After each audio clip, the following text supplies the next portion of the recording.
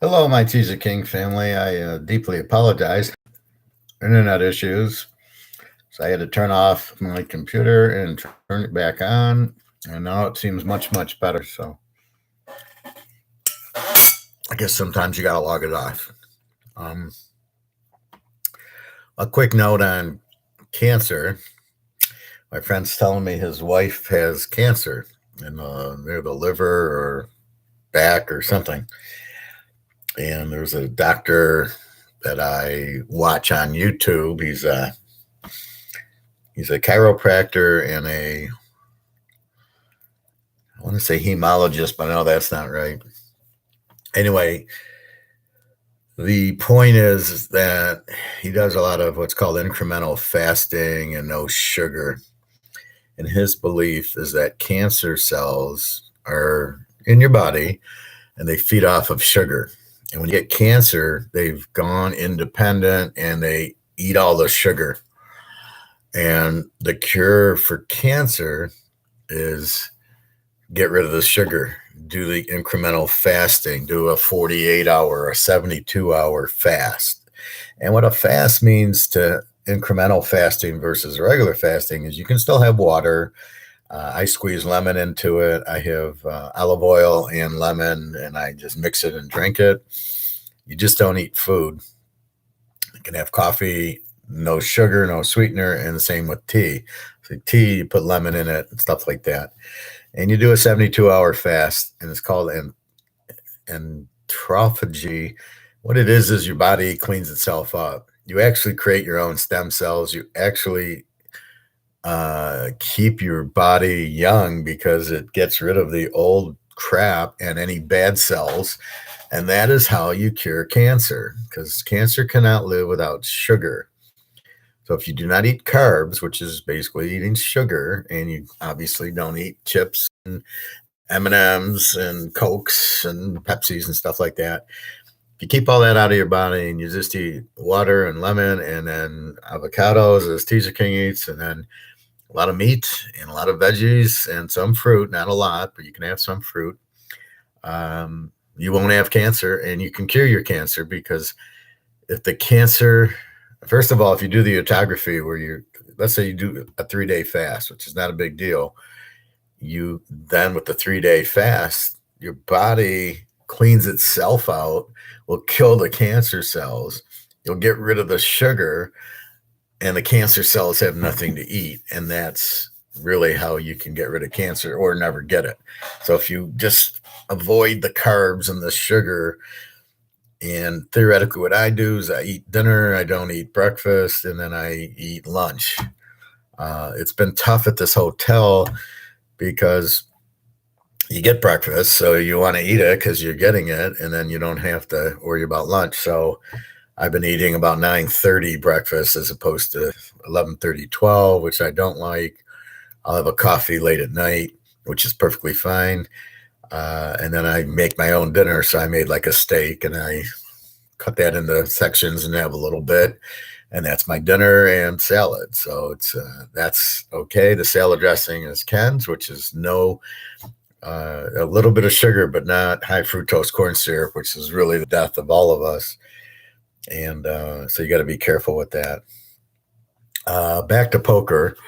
So before my video got all screwed up and I can see myself, so I know I'm okay. Hey, Nick, trying to cut out the sugar carbs myself. Being Italian, cutting carbs is extremely difficult. Yeah, well, I'm sure all the pasta.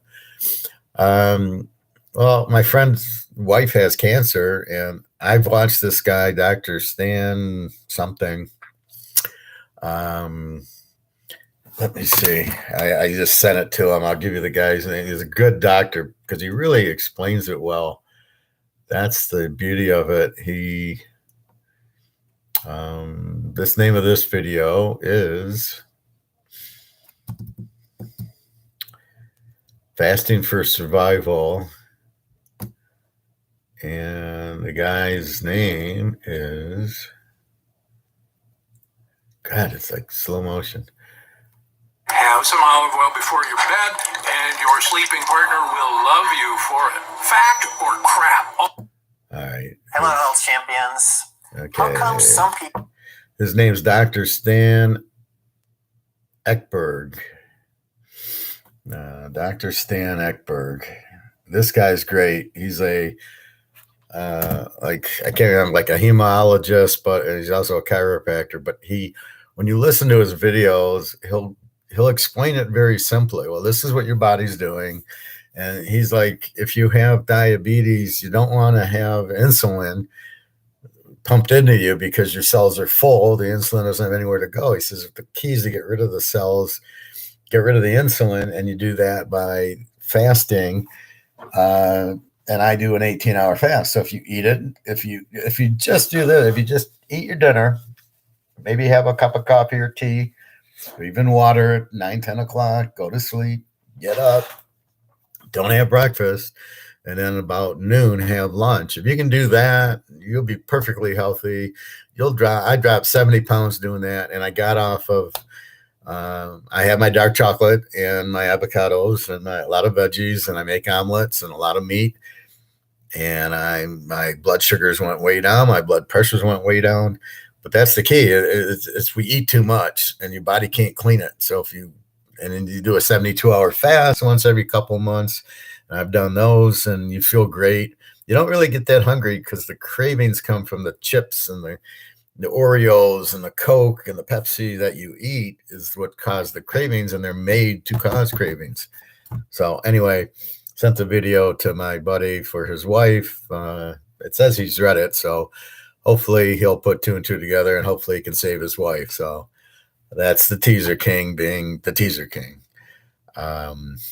But I hope that helps. But anyway, that guy, you watch that guy to be healthy and to stay in shape and keep your blood pressure. I don't even have to work out anymore. I got a flat stomach, which I've never had in my life, and I can fit into my, real small clothes. And I'm healthy, and I go swimming. But he says the exercise is for your brain, not for your body. So you're really, keeping clean, keeping the sugar out of your body and the carbs. So don't have bagels, don't have chips. You keep all that out of your body, and you'll be extremely healthy and very active. I used to fall asleep driving home from work because I'd have sugar, and I'd fall asleep after the sugar. And now I don't fall asleep at all because I don't eat the sugar. So I don't have that sugar down and everything. Anyway, just food for thought there. Please watch that video. I guarantee it. Again, it's something that I do. And I have lost a ton of weight, and my blood pressure went from 180 to 120. I feel good, not tired. Anyway, definitely a good video to watch. And that guy's got a lot of good videos. Back to poker. You're welcome, Nick. It's like the gold videos. It's like I stumble on them, but nobody else knows them. So I try to educate everybody with that. The poker game, let's review that. My video blew up on me, so I had to turn off my computer and come back. So let's recap that. So you're doing a lot of action reaction. So you don't want to bet too big. So you're in there and you got the nuts, it. What do you see? Well, somebody flops quads. Are they betting? No, they're just checking or small betting. But when you get bet at, what do? You call it. So that's the signal when you bet and people call. The question is, why are they calling? Because the normal guy who doesn't have anything and you bet $20, he folds, right? He folds. So you get that $20 fold, $20 fold. All of a sudden it's $20 check. Then you got to beware. That's when you lose a lot, is then he's trapping you, and you have to realize it's a trap and then just check it down. That's not the time to get greedy. The time to get greedy is the time when you got the pocket aces and you bet a little bit more. He goes all in, and then you call the all in with the pocket aces. That's how you call it. You can overplay. You got pocket aces, and the flop comes 9-8-2, and you go, oh, this is great. And you bet 200. Why? Why would you bet 200? The guy's going to fold if you didn't hit it. And if he does hit you, he's got you killed. So you don't want to get in that situation. Again, you don't know what he has. You're trying to figure that out. So you bet So if he's first to act and he checks, then you bet 25. That's going to get him out if he missed, right? He's not going to keep chasing. He knows you got a hand. You raised pre-flop, and now you're raising on the flop. So what you want to do, you bet about 20, 25. You watch the reaction. If he calls, he's probably on a straight or flush draw. Maybe he's the type of player that he hit a pair of tens and he's not going to fold. Okay. But if he raises you, if he checks and you bet, and then he raises you, get the hell out. That's a trap. He's flopped a set, probably, because he's not calling you with 2-9, right? You got aces. Let's say you make it 25. He's not calling you with 2-9 offsuit. He's calling you with a pair of sixes, hoping to hit the. And then if the six flops, I'm going to check him. I know he's got a big hand, and you bet. And then he comes over to the top with the big bet. That's not the time to call. That's not the time. Pocket aces are not good after the flop, even though you think they are. They're just one pair. It's not hard to get two pair or a set or a straight or flush on the flop. So be careful with that. That's what you're looking at. Nick, did you get the baseball games? Just before they start. Well, I locked the Niners and I locked St. Louis today. So that's what you're looking for. You're looking for the best way to. You're looking for the best way to extract with the least amount of risk, and that's what you're trying to do in stocks. That's what you're trying to do in gold. That's what you're trying to do in everything at work. I look at work as we're our own business, and if somebody's going to pay me, $20, and somebody's going to pay me 22, I'm going to work for the guy who pays me 22. I'm not there for the long term. I'm there for the.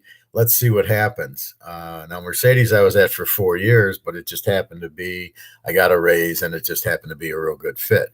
A lot of the places I work at, I just work there for. Get the money and off I go. I'm a business, and that's risk and reward. I might as well, if I can get paid more money to do the same job over here, then I'm going to do it. It doesn't mean I'm a bad person or bad. It's up to the company to understand economics and go, this guy's skill set's is worth 20. I'm going to give him, but the market says 22. I better give him 22. So anyway. So in poker, you've got to watch, does the guy bluff or not? And that's what you're reading as the game's going. This guy will call. He calls a lot. He's aggressive, but he calls. He will raise with the good hand. So when he makes a big bet, is he bluffing? Well, probably not. But you don't care. If you don't think you can win, you get out. If he bluffs you, he bluffs you. Who cares? You can't do that. You've got to be in the position when you flop the set, then that's when you go attack. And that's when you get a little bit more aggressive and you watch who you're playing against. So again, with my pocket aces, so it was ace king bets 15, call. So 15, 50, 45. I make it 50. So now there's 95 in the pot. The ace king goes all in. That now I can strike, and I call the all in. The other two guys fold, and I got them aces to ace king. That's what you're looking for. High reward, low risk. I had he could have flopped a flush. He could have got a flush. Was probably the only way. He needed 3 clubs, but otherwise I've got him. Even if an ace comes, I got set. If a king comes, I got him over with aces. So that's what I'm looking for, is those situations where I flop the set. But what you got to be careful is I got aces and the flop comes and all this betting's going on. I can't fall in love with my aces. I got to fall in love with what the guy's doing. What is he doing? Why is he raising? You always have to ask yourself, why is he raising? Why is he calling? Why did he fold? It's just like what we do in football. Why did we bet Cincinnati in the Super Bowl? Because of Joe Burrow and Jamar Chase, and they have a pretty good defense, even though you don't know anybody on it. And Stafford's a choke. So that was our reasoning, and it won. And we go, why did we win? Because Chase and Burrow, we knew they were going to make the game close. So that's why we bet Cincinnati, and we won. And I know some people like the Rams, it's Aaron Donald with Stafford, and I talked them out of it going, take the dog in this game, and the dog was an easy winner. In fact, at the last minute, Cincinnati was going to win the game. So you have to understand it, and then when you lose, so what I go through is my baseball. Now I'm getting, I've done baseball since last Sunday, and I've won every day.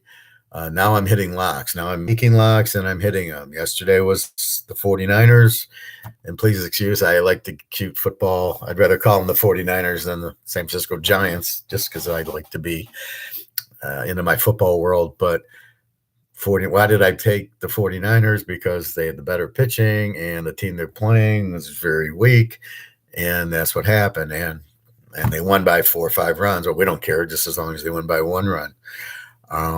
Today, same thing. I'm back. I'm locking the 49ers, and I'm locking St. Louis. Both are playing weak teams. They have good pitchers. Pitching's the key to it. Why did I win? Why did I lose? I lose games because the ERAs of the pitchers are 6.0 and 7.0, and I bet it over, and it's a 2-1 game, and you're like, then it becomes there's not enough statistics out. The ERA is only based on a few innings or a few at bats.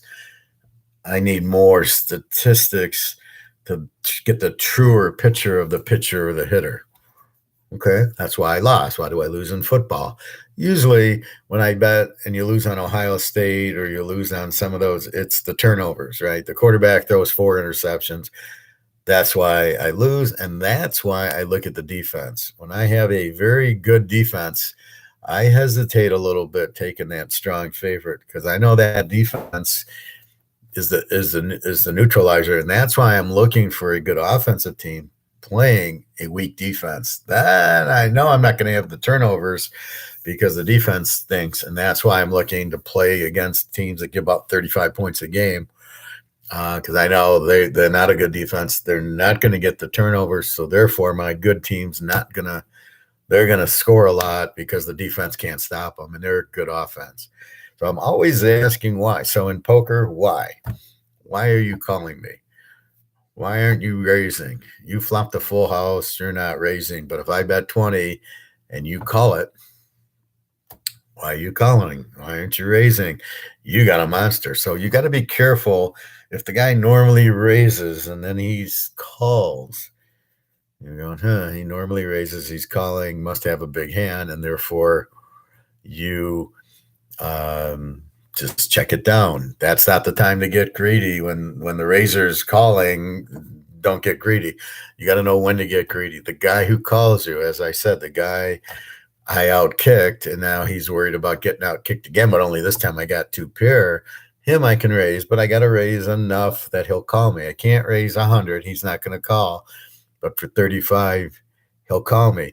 And when people go, well, I wanted him to think I was bluffing. Why would he think you're bluffing? And what kind of hand does he have that you're going to bluff against? I mean, if he's got a pair, you think he's going to call you if he thinks you're bluffing?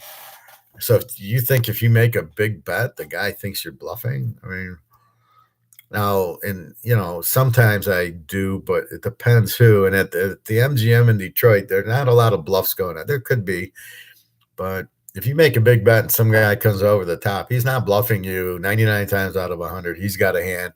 He knows you got a hand, and he's hoping. That's when he's hoping for the big bet against you that you'll call him, and then he gets paid off. That's what he's hoping for. So you got to be careful on that. So anyway, had a decent night. I won in poker.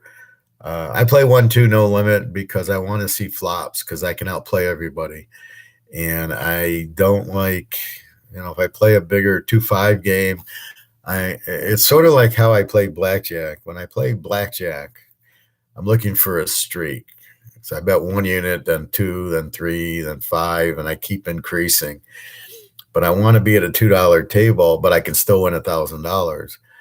Well, same thing with poker. I want to be at a 1-2 table so I can see more and more flops.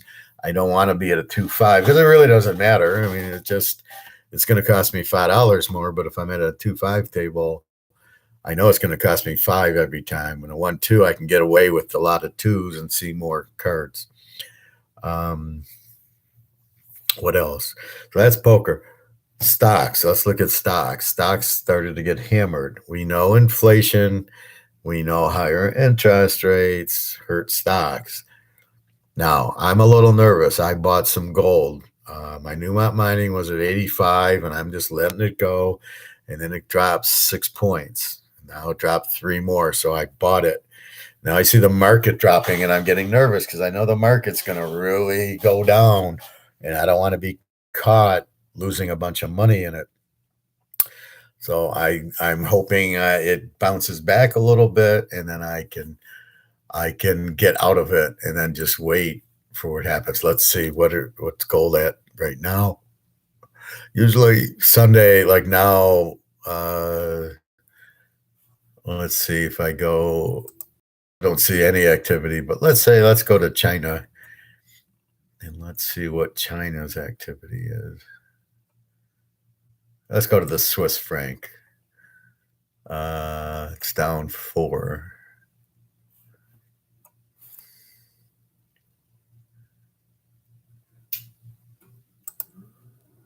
Let's try the China.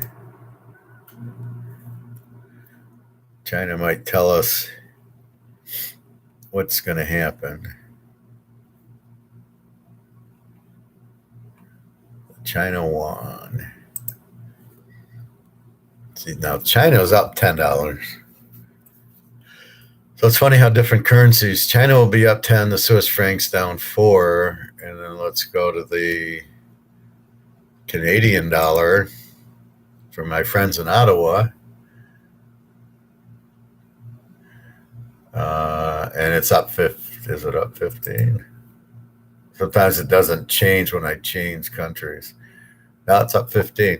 So in Canada, it's up 15, or maybe it was. I don't know if those are the new Sunday numbers, but usually Sunday night gives you an idea. But be careful. So if you're in the market, get the hell out.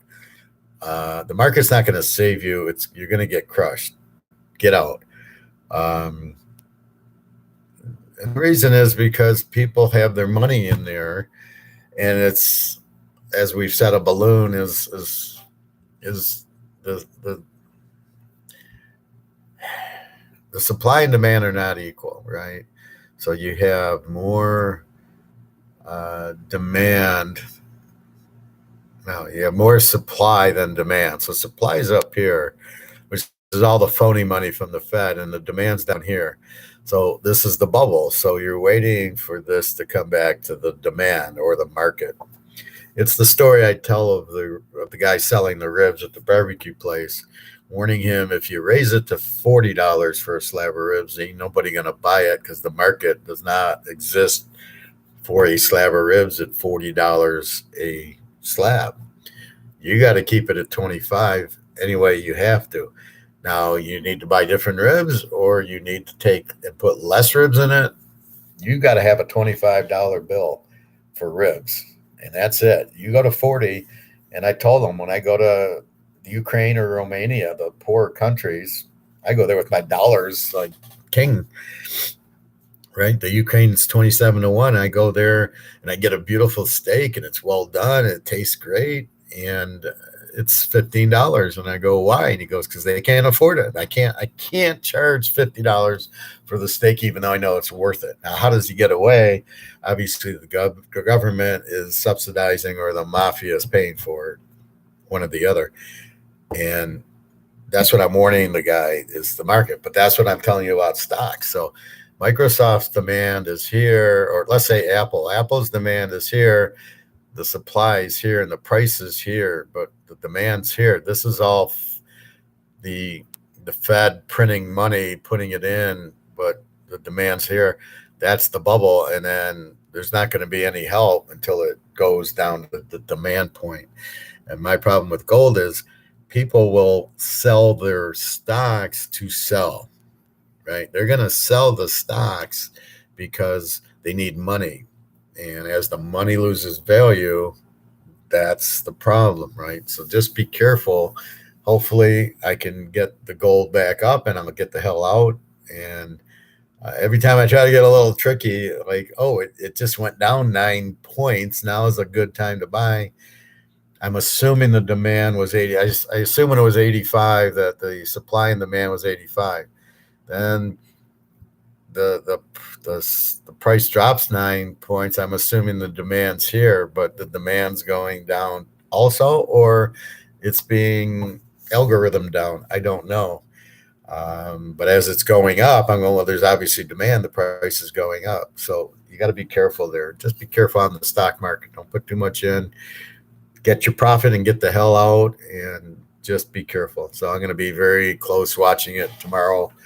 And if I can, now the other thing was, if you notice at 10 o'clock, the stock drops. Let me show you that picture. So if we go to, I'm going to go to my stock, and I'm going to show you what happens to every gold stock. You can kind of see it here. So this is gold, and you can see that 10 o'clock, 10:30, you see that drop, and then it goes up. This is gold. Now let's go to my stocks. It happens like that 99 days out of 100. There's a couple of days it just goes up. It doesn't do the drop. Then I know it's going to go through the roof. But if I'm just looking, normally it drops, it's all fixed, and then it goes up. So let me get to the stocks.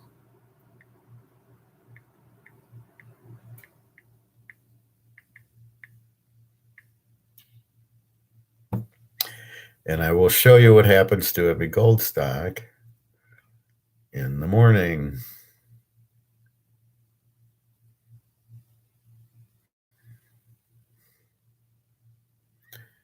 Bear with me.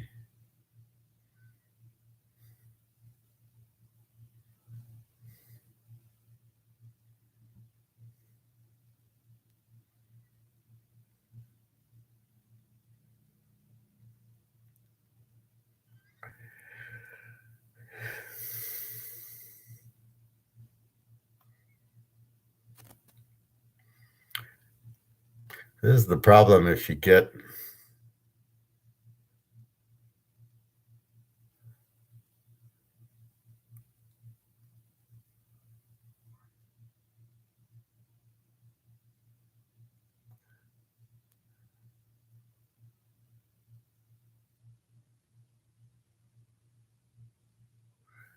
you know,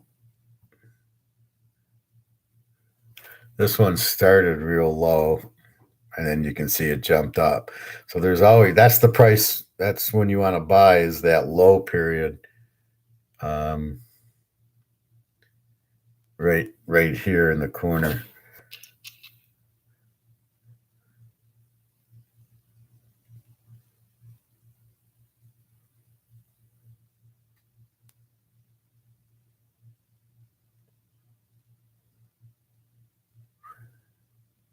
All right, so when we see it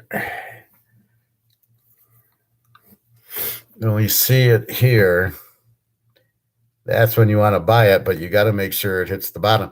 So what you're doing is you're waiting for this algorithm to start going up. So when this is down and it starts moving up, that's when you want to buy. You want to go up on the elevator.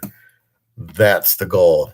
But it's always 99 times out of 100, it's going to start down about 9:30, 9:45, 10 o'clock. Early in the morning, it does the down. Let it go, and then then it's going to level, and then it's going to start going up, and that's when you jump on it. But you want to get the hell out because it does it every day. So it's a day thing. It's in, it's out, goodbye. So be careful of stocks. Netflix lost its earnings, lost 80% of its value. Netflix thinks it can raise prices. Like, there's nothing on Netflix. The only show I watch is Money Heist. Everything else is an old movie. They don't have anything really new on it. And the Money Heist was a fluke that it was any good, but I'm not really watching for Money Heist. Or once you see it, like, I watched Queen's Gambit, which it's funny. The second or third time I watch it, it gets stupid. It's like, okay, the mother is gonna kill kill herself and the kid's fine. The kid gets hit by a car, not a problem. And the kid takes drugs and becomes a chess champion. Oh, really? And she wins everything, and it's like this. At first, it's good, and you go, "Wow, that's a nice thing. I recommend it." And then as you watch it the third or fourth time, you go, "This is the stupidest thing I've ever seen." This whole the whole thing where the mother dies, and she gets adopted, and that mother dies, and it's like, really, that doesn't happen. Maybe the first mother dies, but she's really not going to get into a car accident with her kid because it's the woman's instinct to be a mother. She's not going to kill herself. Um, so that doesn't make sense. And then she gets adopted, and that mother's going to be an alcoholic and kill herself there. Like, no, this is stupid. Then she goes to Russia and beats 4 Russians. No, that's not going to happen. Anyway, the first time you watch it, it's good. The next few, it's not. Anyway, so Netflix raises prices. They don't make earnings, and there goes their stock. But that's what's going to happen to everybody. They're going to raise prices because they think they don't understand the free market. And the free market says you can only sell your product for what the market bears. I can only sell this mouse. Let's say it's $9.99 at Target for $9.99. If my costs now go to 20 because of inflation, I cannot sell it for 22 because I don't have a market to sell it to. And that's why you get out of the stock market, because what happens, these companies earnings will drop because their costs go up, but they can't pass it on. So what do? They start laying off their workers as a way of keeping their costs down so they can sell this mouse at $9.99 because that's what the market will bear. It's always what the market will bear. And so what ends up happening is I can't raise prices because it's over market. I can't sell my ribs for $40 at a little barbecue place. So I got to lay off people or I got to somehow cut my costs. How do I cut my costs? I either buy cheaper ribs, buy them from Argentina, or put 6 ribs in the slab instead of 12. And that's what he should do, is start putting less ribs in to keep the price at 25. Because once he gets to 40, he says, well, it'll be special occasions. Well, no, I'm not, maybe for my birthday, but that's not what you want. You want an everyday traffic. And now he's raising his chicken. It was $8, $9 for a half a barbecue chicken. Is now 13. And I'm like, you better be careful. I can go buy, I can still go to a grocery store and get a big bunch of chicken breasts for $10 and cook them and have chicken, not 1/2, but I can have 4 or 5 wholes for the $15 you want to charge me. Chicken is not an item. So you've got to think of market. That's why the stock market is bad. I don't know how interest rates are correlated. Like, I guess, I'll put my money in a CD instead of the stock market if I'm getting 5%. Not in this economy. Your inflation's 20%. That ain't going to help you. So basically, the stocks will go down because earnings will not be met, because you cannot pass the earnings. You can't pass your cost increase on to the market because the market's set. The market's whatever supply and demand equal. This is Austrian economics. That's why this works in the Keynesian sense. So the Austrian says, okay, put something out for sale. Okay. Oh, people will pay $20. What's your cost? Oh, 10. Okay, perfect. That's your market, 20. So if I can't sell it for less, if it costs me 25 to sell it for 20, I can't sell it. So it's always what the market will bear. That's what you sell things for. That's your business. But if your costs go up and now you got to sell it for more, the market is okay, it's going to cost me 25. I want to sell it for 30. No. The market says 20. That's what we're willing to pay for it, not 30. And if you notice, so I went in and get I have a Camry, and I went to the Toyota dealership to get my oil changed. And I give the guy football picks, so he gives me free oil change. It's a wonderful thing. and they want to buy my used car. It's a 2018. I just paid it off. They want to give me 22 grand for it. Well, okay, but then I'm going to need a car. How much are the new Camrys? Well, they're 28, but you can't buy them at sticker, so it's figure 30. Wait a minute, I bought it for 24 in 2018. Now you want to sell it for 30. The market is not 30,000. You can only get 24 for it, not 30. So you can push your price up to 30. Again, missing the concept of what the market is saying.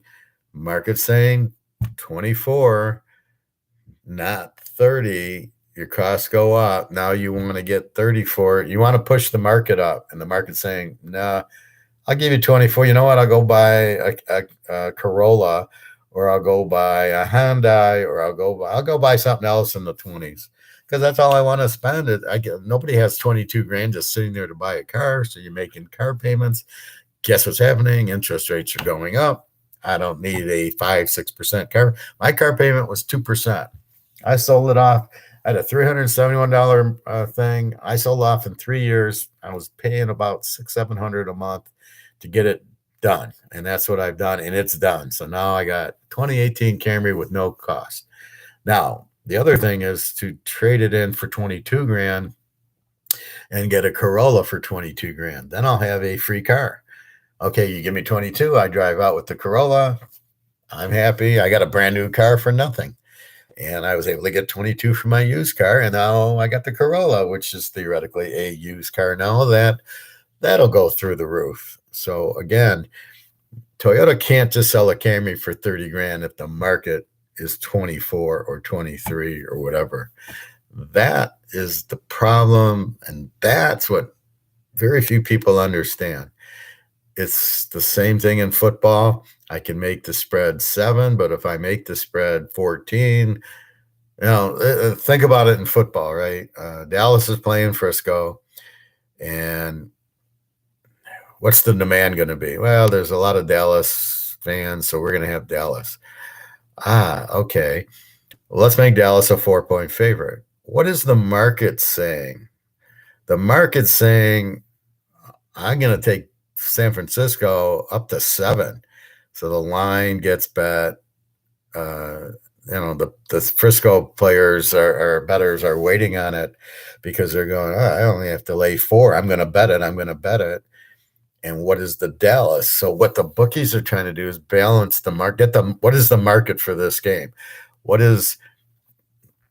line will the Dallas players lay and the San Francisco players take? And if it's 3, then you get equal betting, and I make all the juice. And if it's 6, but I got it at 3, I'm in trouble because I'm going to get a lot of Dallas bettors pumping at the 6, and then I'm going to get the 49er bettors. So you have to be careful. But that's exactly what the sports books are trying to do, is balance the market, is find the market for the game. What I do and why I'm successful is I understand the market.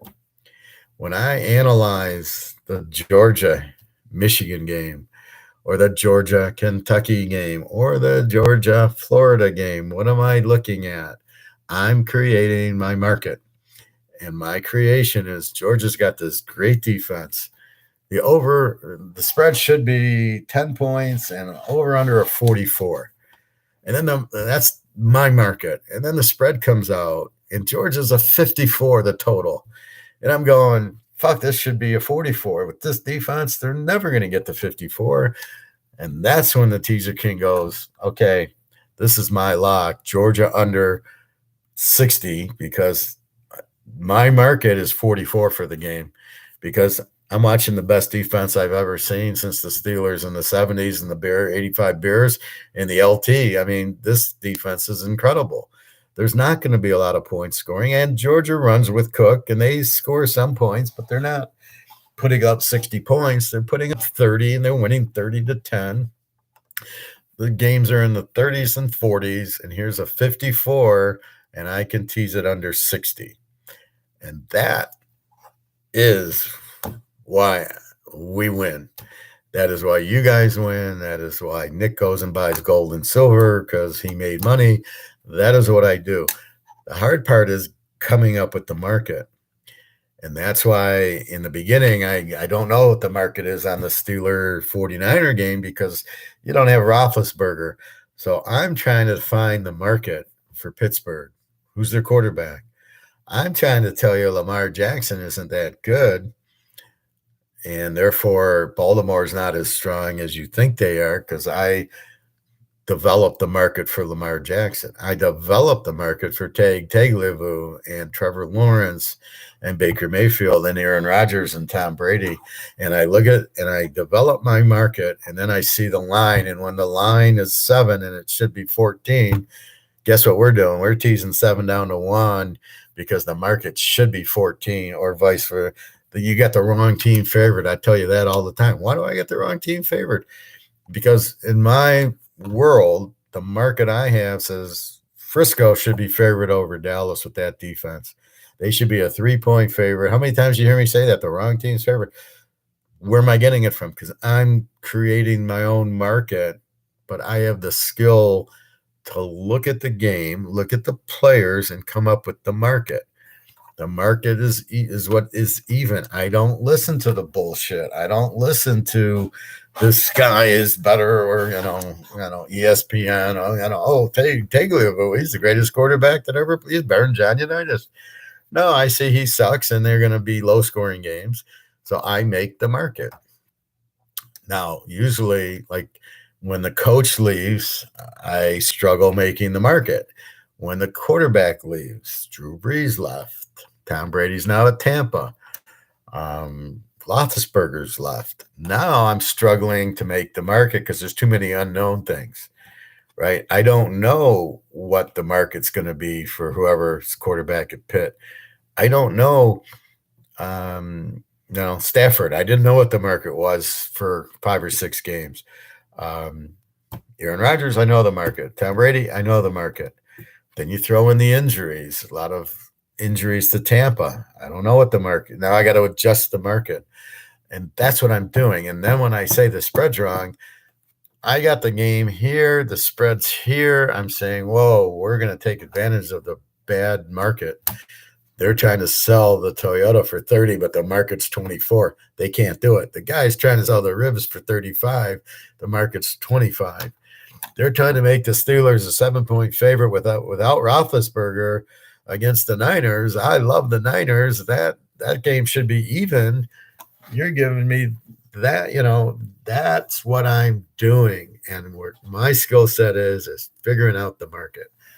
And that's what I do. And that's what all my stats do. And everything else does is it figures out what the hell the market is. And then going off of that, I can adjust. But my strength is seeing that the ribs are high quality or low. They want the low quality ribs, they're not worth it. So looking at Trevor Lawrence is terrible. Why they can't win. They're not going to score. He throws too many interceptions. Not a good quarterback. He wants to run too much. And so once you figure that out, then Jacksonville's favored. You just bet against him because he can't beat anybody. He couldn't beat good teams at Clemson. That's where I get it from. Montana could. That's where I get that from. Brady, you watch him win all these Super Bowls. That's where you get Brady's market, Aaron Rodgers' market. So that's what you're really trying to do with football, with baseball, with the economy, with stocks, with gold. So let's turn our attention to gold. Gold. We know what? Inflation. What's that? The printing of the money, making it worth less. We know in 1971, gold was 35 an ounce. When they took us off the gold standard and they've inflated the dollar, so they've lowered the value. And what has gold done? Went from 35 to 2,000. Now it's about 1970 an ounce. We know that's what happened. As it drops, gold goes up. We know that. But what's the real market? We know it's not the real market because COMEX is saying we're going to keep that price low. Well, what's the real price of gold? And that's what my reports are telling you with gold, and it's not at market. So we know ribs are maybe $25. We know the Camry's $24,000. But my point is, we don't know the market of gold because it's being pushed down. It's COMEX, which is fake, which is printing things that they don't have. People with IRAs, with GLD, are going to get screwed. People who buy paper are going to get screwed. Only people who go to the coin shop and actually get an ounce of gold are going to survive this. So, but what are we doing? I'm talking to the guy at the restaurant about silver, and I said, buy your silver. Why? Because I know it's not at market. The market is $300-400 an ounce. It's being sold for 25. When you look at it like that, you buy it because you go, well, shit, this isn't market. This isn't $25 for the ribs. This is $25 for silver, but as the price of the dollar drops, it has to go up. So it doesn't make sense that it's so cheap. And that's what people are talking about, is the market is not $25. The price is way up here, but it's $25 because of COMEX. So what I'm saying is, you're buying a $200-300 an ounce silver coin for $25. You do that all day. Same thing with gold. Gold's $2,000 an ounce, but we know it's a lot more than that. COMEX is keeping it down, but it's gold. Everybody, there's huge demand for gold. Don't tell me that nobody's selling it. JP Morgan, i.e. China, is saying, sell the fake gold, the gold you don't have, the paper. You sell that, and that will keep the price down. The real price is probably at least $6,000-7,000 an ounce. You're able to get it for $2,000. Again, you're able to buy it less than what it really is. Well, Howard, how come it's so? Why does gold go down? Why is this? And I'm telling you, because it's being forced down, not from the market. The market tells you the Camry was 24, is now 30. But that's not the real market either. That's what they're trying to sell it for. But I'm saying the market's 24,000 for a Camry. That's what it's selling. That's what it should be selling for. That's what people were willing to bear. The ribs at the guy's barbecue place, $20, he probably sold hand and fist. Then it went to 20. Now he's $28, $29. I guarantee it, he's not selling nearly as many, because as the price goes up, people, I'll get the chicken. And now he's jacking the chicken up to 13. I get your cost went up, but the market is not. The market for chicken's about $8-9 for barbecue chicken. And I can still go to the grocery store and get it at $2 a pound, buy that whole big chunk, and then put it on the grill and barbecue it up, and I can make it as good as him, and there you go. And that's the key to it. So when we're talking gold and silver, the market is being kept down from the real market, right? So let's say the ribs he can sell for 25, and he'd make, he'd sell a lot. Let's say his cost were $5. He still sells it for 25. Now that his costs are 30, he wants to sell it, so his cost went from here to here, and then he wants to raise the price. Well, wait, your market's here. So when you're buying them for $5, you're selling them for 25, you're doing great. And then it went to 10 and 15, but now you cannot sell. But with gold, we don't know what this point is. We don't know what the market is bearing. Even so we know ribs probably $25. We know in the Ukraine, I can't sell the good steak for $50. Nobody can afford it. I got to sell it for 15. Same thing in Romania. Great dinner. I go to the manager. Why is this so cheap? Nobody can afford it. This is Romania. People don't have a lot of money. I have to sell it at the price that they can afford at the market. So when you get the gold and silver, the market is much higher, the supply demand. So the price that's being demanded it's so much higher, but everybody can get it down here. Oh, I can buy an ounce of gold, which I just bought the other day, for 19. I think I paid 2009. I paid $60 premium. I think it was 19 No, it was actually 1935. I paid a $75 premium on a Cougaran, and the Eagle was $100. And I'm laughing because I know the market price is $10,000 probably now for gold, especially with what Russia's doing and with the heavy inflation and the value of the dollar dropping. That oil's, you fill up your gas, it's almost $4 a gallon here in Detroit. That wait a minute, there's no way this is the freaking market. The market is much stronger. So Russia and China are buying under market. So is Howard and you guys hopefully are buying under market, which is why I push it is because I know there's no fucking way the market is 1950. It's being held down. That's what's going on. Hi, Unforgiven. Romania is where vampires came from. Okay, yes, they are, but I bet you they have gold and silver. The vampires. Actually, I went there to visit my girlfriend, and she wanted to take me to Dracula's castle in Transylvania in the mountains of Romania. I wouldn't go. I didn't. I got no desire to get bitten by Dracula. He's probably still around there. But it's also where there's a lot of beautiful women, and it's very poor. You get 8 to 1 on your money. So if you go, you can eat like a king. You can probably buy a house like a king, unless Russia starts attacking there.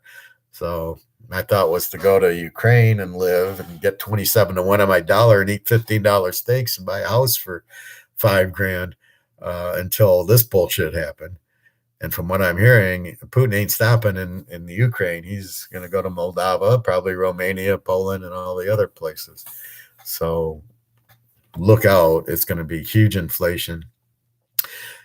Wars cost a lot of money. That's why England went bankrupt. That's why France went bankrupt. All these countries that are the lead end up going to war and going bankrupt because you all you have is cost. You don't have revenue. Right? You got to pay for the soldiers. You got to pay for the bombs. You got to pay for the rifles. Here you got tanks, anti-tank missiles, planes. They all cost millions and millions of dollars and all the missiles. But guess what? Where's the revenue coming from? So you buy all this and you blow up the stuff, and guess what? You need more. So now you're spending more and more and more. Where do you get the money from? There's only a few places. One is and I think I talked about it. Let me see if I can find it in my economics class. Let's see. How did we pay for the fucking wars? I know I read that. It's in one of my things.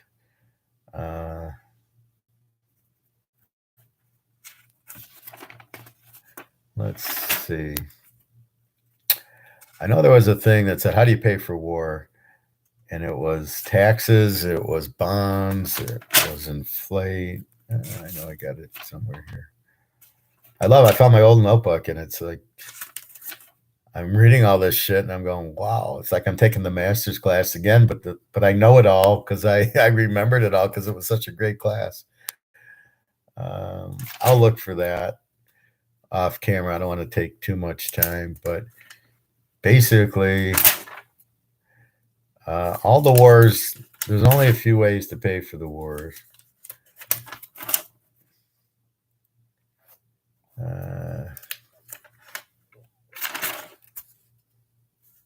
I don't know. I'll look for it, but usually you pay for wars. You're either printing money to pay for it, or you're taxing the people to pay for it, or you're creating bonds, which are IOUs, which are not inflationary. It's more bonds. Bonds is the best way because the taxes, you're taking money out of the economy. If you print money, it's inflation, so that doesn't help you. I think bonds is the best way to do it. But that's the problem. Wars are expensive, so you got to be careful there. Anyway, back to what I was talking about. So what I try to do and what I try to teach you in football class is to get the market.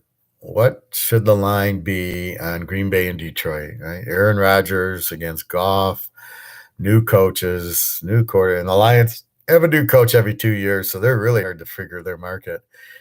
So you figure Aaron Rodgers is 10 points better than the Lions. What's the spread?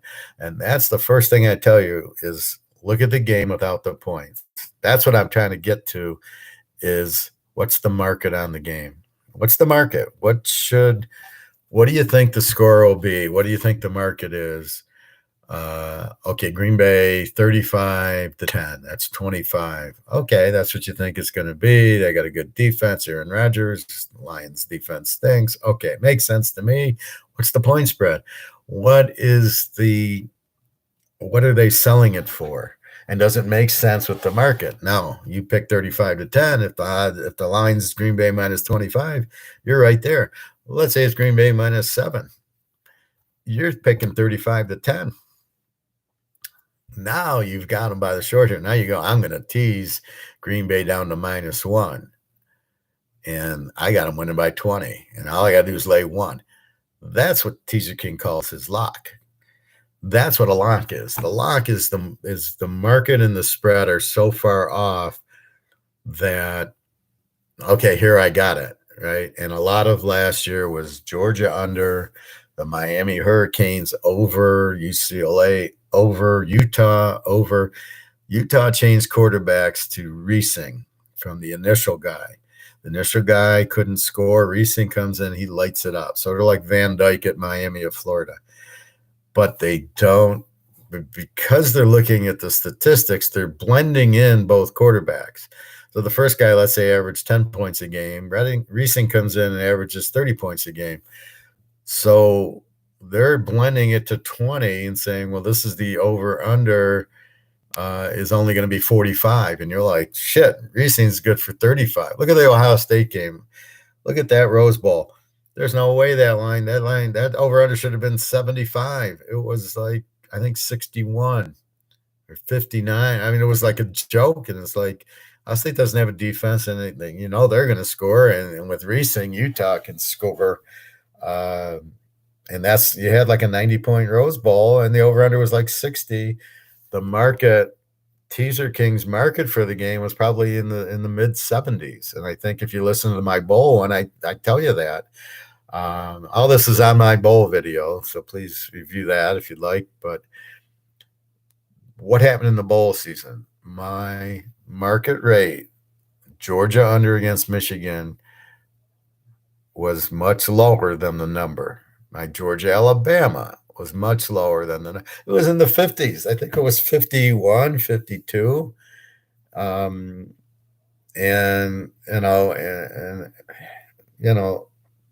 should have been in the 40s, but they made Alabama a 52. And of course it went way under. And if Alabama doesn't get that terrible call on that incompletion that they call the fumble, you got to be kidding me. So anyway, that's what I'm looking at. But I'm smart enough to tell you Air Force is going to win their game and Baylor should be the favorite. So when Baylor, if Bohannon comes back, should be favored over, I think it was Ole Miss.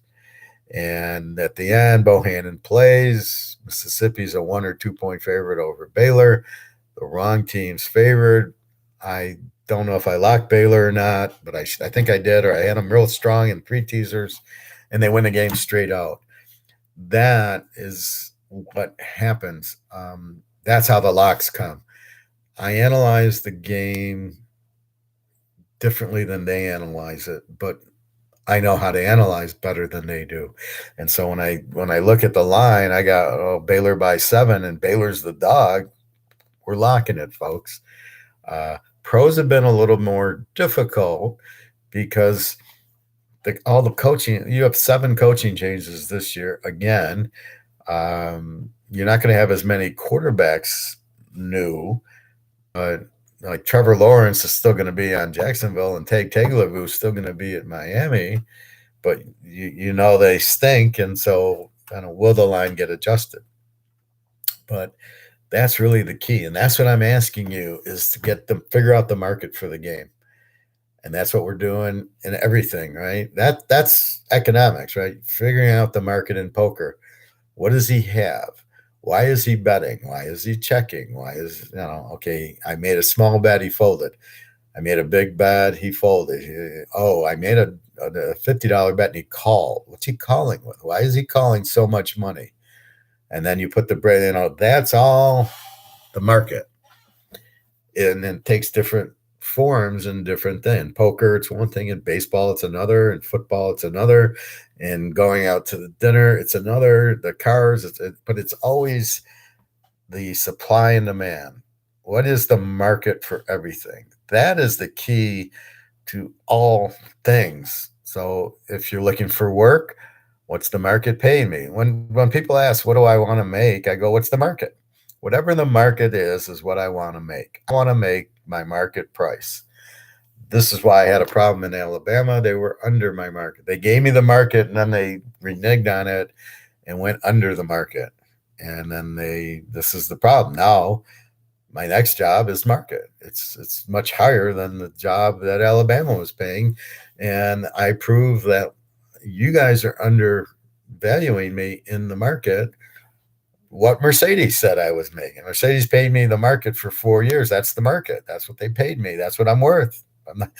If I didn't do a good job, I wouldn't have gotten paid that. That's what kills me about references. Somebody asked me for references, and I go, yeah, I worked 4 years at Mercedes. That's my reference. I don't need what do you need to talk to somebody for? If I didn't do the job, I would have been fired, but I did the job and I didn't get fired. So that's references are so stupid. But anyway, anything, women, what's the market? What do you want from this girl? Is the girl pretty enough?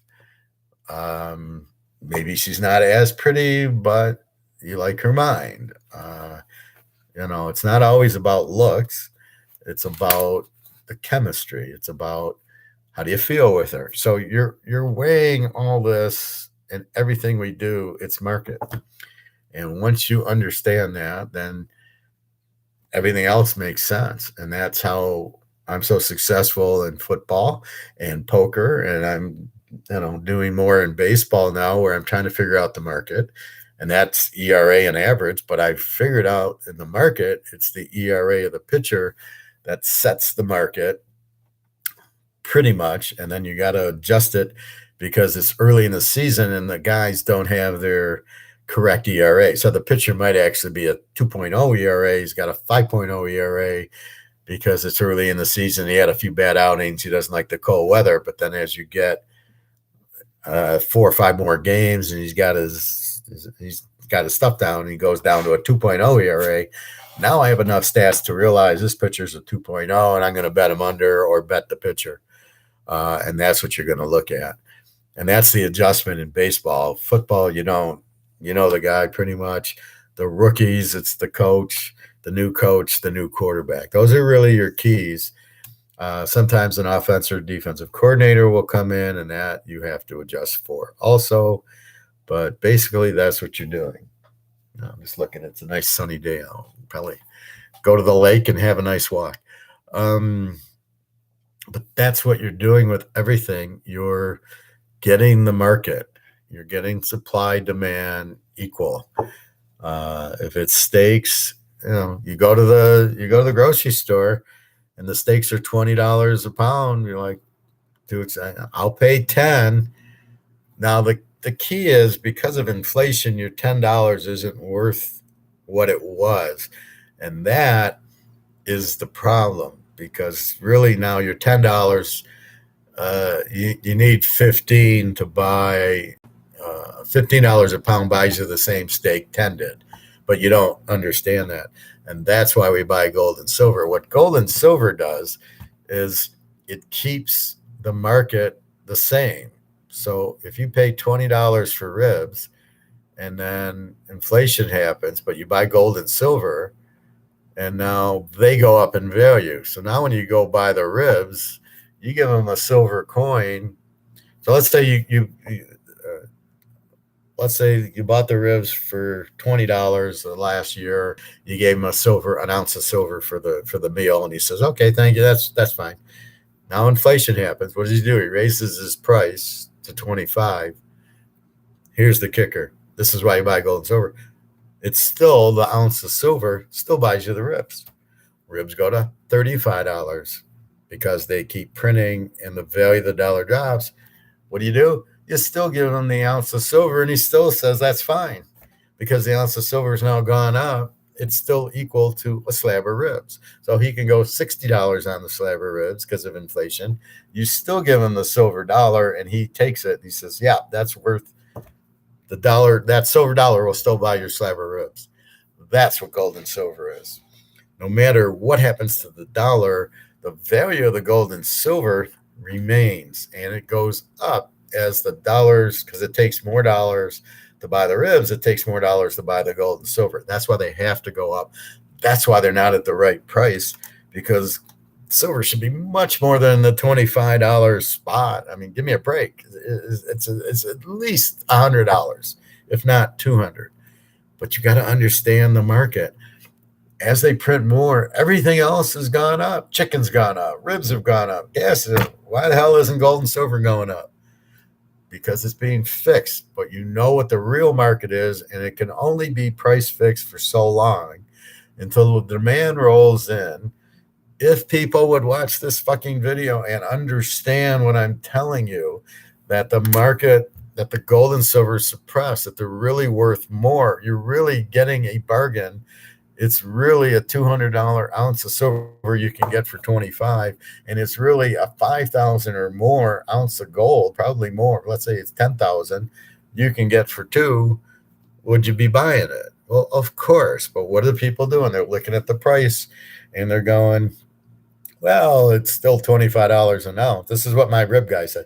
It's $25 an ounce. I'm not going to buy it. And I'm going, but it's not $25 an ounce. It's a $200 an ounce thing that COMEX is keeping at 25, but COMEX is not the market, and eventually the market wins. The market always wins. Those with the gold and silver will win because that's what the market will be. So you can only screw around with the market for so long before the market says, no, this isn't right. So as people understand that the spread's too low, that the ribs are too low. So really, when people start understanding that the Georgia under in the game's 54, and they go, no, not this defense. You're not getting 54 on it. And they start betting it. What happens? The line goes down. It goes to 52. It goes to 50. It goes to 49. That's why we bet it on Mondays, is because we're getting a 54 and it's going down to 49. And that's the key to it. So gold and silver are the 54s that are going down to 49 in the Georgia game, or the Miami of Florida line comes out at 48, going on up to 55, or the Ohio State Utah spread started at like 58, 59, went up to 65. That's what gold and silver are. They're at 58 going to 65, and that's what it's at. The bookies are trying to keep the price down, but eventually the bettor's going to say this is a good price, and they're going to buy it. And COMEX, you can only keep it down so much where they can keep hammering this fake paper till eventually everybody goes, great, I'm buying $100 item for 25. I'll do that all day long. This is what I'm telling everybody. Nick's doing it, but Nick keeps getting carried away with Joe Burrow stuff. Just focus on gold and silver, because the Joe Burrow stuff is not over market. In other words, a Joe Burrow rookie card that's $100. That's the market. So when you're playing with cards, the market is the market. It's not being held down. But in gold and silver, you're actually buying. You're actually laying 7 on a 14-point spread. That's the difference. And then when we tease it, we get another 6 points. So we really, when I give you bets, they're really not 7 down to 1. They're really 11 down to 1. And then the locks are 15 down to 1. That's generally what happens. And that's what I'm trying to explain. So it happens in poker, everywhere you can go: football, baseball, gold, silver, stock market. Same thing as stock. The market for Microsoft's really 80, but they're selling it at 120 because it's the Fed buying money, buying stocks. It's not the market. It's this bullshit going on up here. That's what bubbles are. Housing's too expensive. Markets. Why? Because It's not where it should be. Toyota can't sell the Camry for 30 when we're only going to pay 22. And you need the gold and silver to balance it. Oh, okay. I'll give you an ounce of gold for the car. And the car goes up 10,000, but guess what? You'll still take the ounce of gold for the car. That's what I'm saying. The ounce of gold is going to buy us a Mercedes. So once that really finally hits, and Mercedes will be very happy to take an ounce of gold over currency. Look what's happening with Russia, China, India, Syria. What are they saying? We don't even want US dollars. Well, how long do you think the US dollar is going to be the main dollar if nobody wants it, right? As soon as nobody wants it, then the game's over. I don't want, it's like going to a restaurant and they're putting seaweed on the menu and you go, I don't like seaweed. I want chicken. Well, so if nobody wants something on the menu, the guy doesn't sell it. He has all this inventory of things that nobody wants. He gets rid of it. US dollars. Nobody wants it because they're printing it like water. If nobody wants it, guess what happens? There's no value. Nobody will take it. But you know what they're going to take is gold and silver. And we're going through that now. You can see these countries no longer want the US dollar. These sanctions are to quote vampires, are the stake in the heart, right? You put up sanctions on a country and the other country's going, shit, they could do that to us. We better get out of these US dollars that really don't have any value. It was all for oil. But you know what? Everybody's going into rubles for oil now. So therefore, we don't want the US dollar, but we have US dollars. So what's going to happen is they're going to sell their US dollars back to US. So the US dollars will go up slightly for a little bit as people are getting rid of them, not because they want them. And then boom. And that's what's going to happen. And that's the problem is I understand that's what's going to happen. I know Georgia under is going to win. Okay. It's the same thing. When I locked Georgia under against Michigan, I knew they were going to under. It's a lock. That's why it's a lock. I know Georgia under is going to win. I know the US dollar is going out. There's nothing that can stop it. I know gold and silver are going through the roof because that's what they should be. And you can only keep them down for so long. And believe me, China and Russia want the value of the gold to go up. China's got 25,000 tons of it, and Russia's got 14,000 tons, roughly. They got a lot. Okay, they'll get a little bit more. They want the price to go up, especially Russia, because with these sanctions, they're laughing, going, saying, what do you mean sanctions? I got 13, 14,000 tons of gold. Good luck on your sanctions. It doesn't bother me a bit and you know what? I'm going to sell all my oil and gas in gold. I'm going to want gold for it. And if you need it, you're going to pay me gold, and people need it, like Germany. They're going to pay them in gold. Now they're going to have more gold. I need more gold. What's that going to do? Well, let's raise the price because he needs it, right? So if everybody wants ribs, you raise the price on ribs, you can raise it because everybody wants it. So major inflation's killing the U.S. All the value of the currency is dropping. All the value of the assets will go up. However, the stock market and the housing market are crashing because as interest rates go up, there's less money, so you can't afford it, which lowers the price. Again, it's the $35 ribs. So think of the houses as the $35 ribs. You don't want to pay $35 for the ribs that you've been paying 24. You'll go up to 25, and now he's at 28, 29. He's careful not to go over 30. And I'm saying you can't make them 50. Nobody will buy them. And then you can't have a business. So you got to figure out a way to keep them at 25, 30. Same thing with the houses. I'll pay $100,000 for the house. I ain't going to pay $200,000 for the house. And that's the problem. When you make it too expensive, nobody wants it. And that's where you've got to be careful of the market and the demand. And you can only sell it what people will pay for it. And people don't have $1 million to buy a little house. They want to pay $200,000 for it. You can market for, but nobody's going to buy it. I'll just live in an apartment. I'll rent out a house. I'll buy a condo or rent a condo out or stay in a motel. I mean, there's other options to live, but I can't afford $1 million house. I don't want to pay $1 million for a house. It'll never hold its value because once the shit hits the fan and people need money, they start selling, and they'll once the emotion gets in, and you got a house worth 500 grand, you need money to live. What do? You sell it. I'll give you 250 for it. Okay, fine. I need money. I don't care that I'll only get 250 for it. That's what'll happen.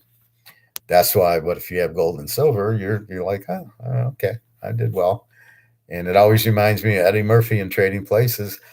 At the end, yeah, I'll buy your orange juice for $20. I'll buy yours for 20, and he's just smiling, going, "Oh, I'll buy yours," because I paid 130 for it. So I sold it for 130, and I'll buy it for 20 all day long, and that's why he's smiling and going, boom, boom. And that's what I'm trying to teach you and protect you is everything's done at market, and that's what you've got to understand what the market is. And once you understand what the market is, then you're good. And that's why I tell you the trade cycle. That's why I tell you inflation and that.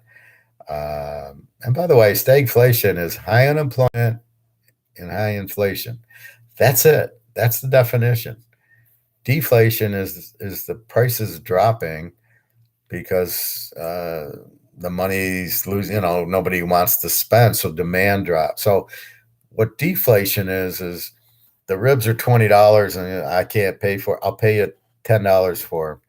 And then the guy sells them for 10 because that's all he can get for them. That's deflation. So the price went down because people just don't have money and they can't afford it. So that's what deflation is. They use all these terminologies, and half of the people don't even understand what the hell they're talking about. But that's what so if prices drop, it's because people don't have money, they can't afford it. The market goes down because they're saying that. If you have gold and silver, your values keep going up and up and up.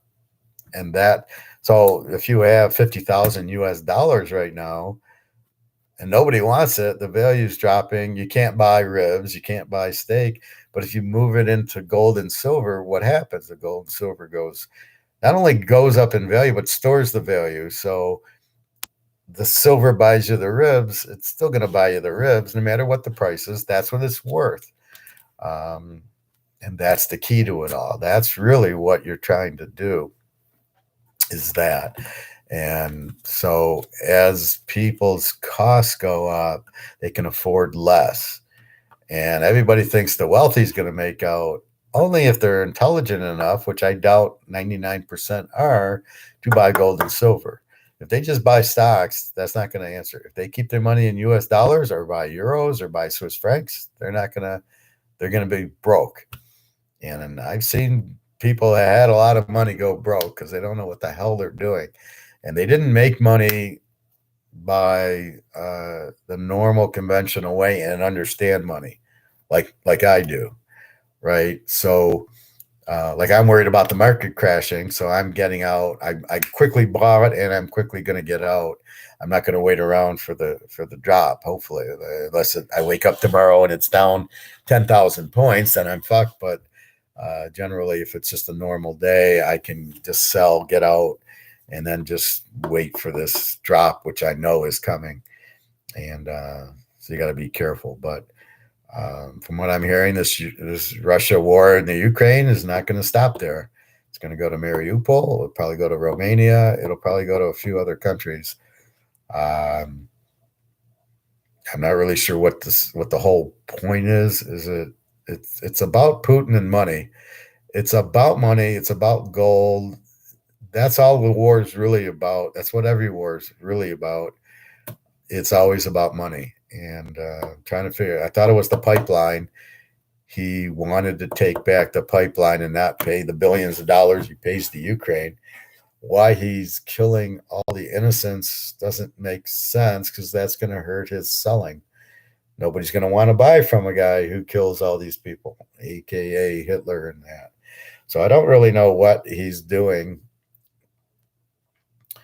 I don't think he knows, but he's smart enough to buy 13, 14, 15,000 tons of gold.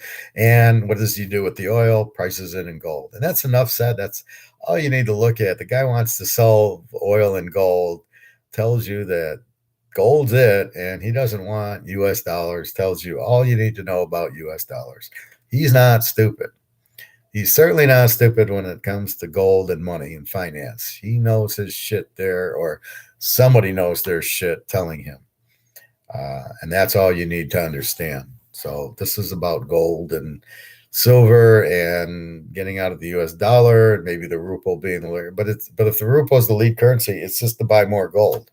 That's all it is. So when Biden comes out with these stupid sanctions, all he's doing is hurting the US. He's not hurting Russia at all. And they don't understand gold. The US has no gold. My thought is that we're all going to be fucked because China has the most gold, and he who has the gold sets the rules, is going to slowly take over the US, and we're all going to be freaking learning Chinese because we're all going to be in big trouble. We won't have freedom, and we're going to be at Chinese law. It's scaring the hell out of me because I had that thought yesterday going, what's really going, why is China with all this gold? What are they going to do? What's going to happen to us? Because we're going to go broke. And when we're broke, nothing good happens from a broke country. Look at the Roman Empire. When they went broke, what happened to them? So we are very much the Roman Empire, and we need to understand that. We're at the end of the Roman Empire. Anyway, I think that's it. Poker, football, baseball, markets, economics, gold and silver, stock market. I think I covered everything. And I know I repeat myself, especially on gold and silver, because I want everybody to get it. I want people to buy it and understand why. I don't want to say buy gold like these idiots on these things and not really explain why. I think I covered it pretty good, and I will keep covering it pretty good until everybody starts to realize it's the market, right? The market for gold is way under because it's being priced down, and it's really, let's say, 5,000 an ounce, and you can get it for two. And as this war perpetuates and these freaking inflation keeps going, and nothing's going to stop it, they keep printing, and they have to print, and they will not raise interest rates. They'll raise them a little, but if they were serious, they'd raise it 5 points. If it was me, well, you wouldn't have inflation. I wouldn't have a central bank. We don't need it. It doesn't do any good. It just costs us money, and it raises taxes, and it's inflation. There's nothing good with the central bank. In fact, in the Constitution back in those days, they said there should be no central banks. As soon as central bank came in, taxes came in, inflation came in, and it basically screwed our country. So that's the problem with it. But you just got to be careful. And the whole world's going through the same thing. Only those with gold will survive. And who has the gold? The Chinese, the Russians, a little bit of India, maybe Germany to a point, but most of and the professor has 90 tons of it, but China has 25,000. Could you imagine if the professor went to China to steal 25,000 tons of gold? He probably wouldn't have enough copper to gold coat over it to return it. And he'd need like a mansion to store all the gold, not the little red house. But he stole 90 tons, and that's it. Not 90,000, not 9,000, 90 tons. So we need the professor to go to China. You need Tokyo's sister to be Tokyo. You need Berlin to come back as somebody. You need the stars to plan this thing, but we need to get to Russia and China and get their gold. Because if they're in charge with their gold, the rest of the world's so fucked. Because they're not going to give us freedom. Look what China's doing. They're locking up their own people. I mean, it's insane. They're literally locked in this lockdown. There's a lock and a key, and the fence is locked. These people can't get out. These are their own people. So wait, what do you think is going to happen here or Canada? Oh my God. So we need to find a safe haven somewhere. We'll probably all be living underground like those movies where everybody hides underneath the earth. Anyway, please be careful.